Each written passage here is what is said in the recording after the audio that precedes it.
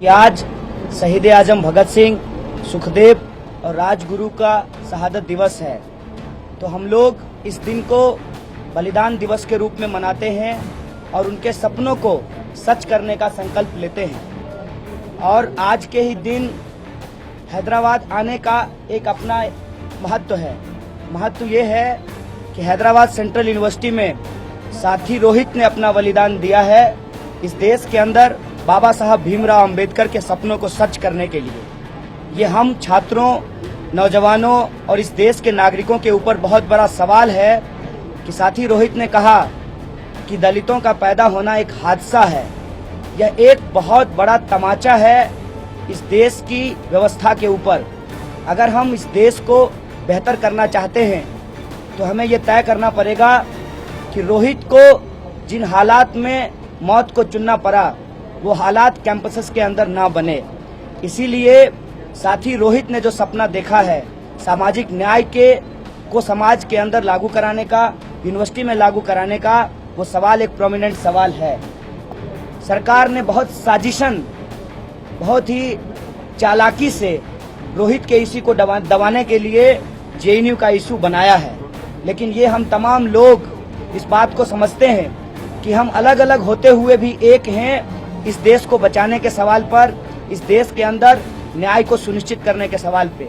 कल ही जब हम यहाँ आने की तैयारी कर रहे थे तो पता चला कि हिंसा हुई है।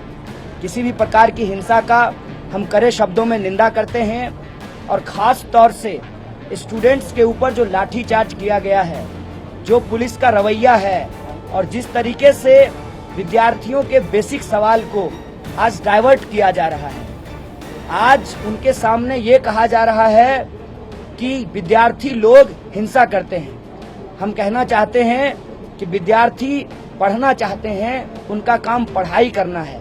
यह सरकार की जिम्मेवारी है कि यूनिवर्सिटी के अंदर ये माहौल दे। लेकिन जिस तरीके से अप्पा राव जी, दत्तात्रेय जी और लोकल एमएलसी का व्यवहार रहा है, जिस तरीके से स्मृति ईरानी जी का व्यवहार रहा है इस पूरे मामले में, यह बहुत खतरनाक है। आज विश्वविद्यालय की ऑटोनॉमी, स्वायत्तता खतरे में है।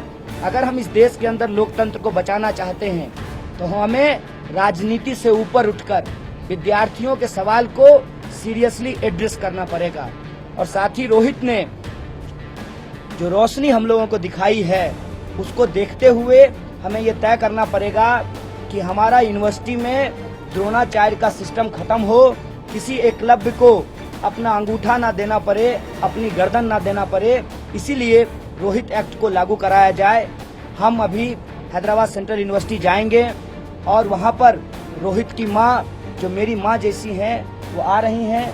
उनके साथ मिलते हुए हम यूनिवर्सिटी कैंपस जाने की कोशिश करेंगे।